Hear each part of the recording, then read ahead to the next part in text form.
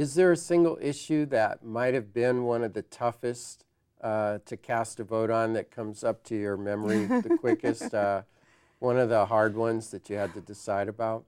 I guess one comes to mind mainly because I would never have ever expected that I would have had to make this decision as a board member, a public decision about, and that was Prop 8. That one came about, because it was brought to the board, and we actually had to grapple with making a decision about whether we want to support it or not.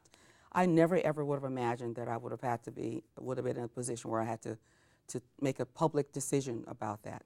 But at the same time, it was an interesting process that I went through because of my own faith and my relationship that I've had over so many years with so many ministers and pastors and people of the faith.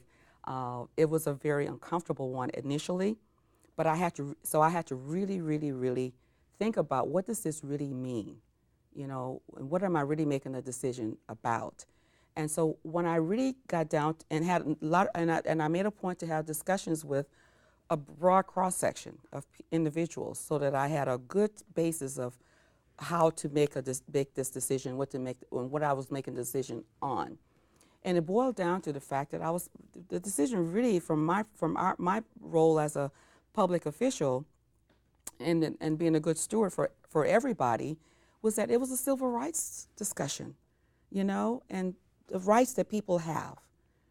And so it was a very challenging one initially, but after thinking it through, working through it, having these discussions, I was quite comfortable with the final decision I made, even though, like I said, it was extremely difficult, and I wasn't happy initially with being put in a position where I had to make that public decision.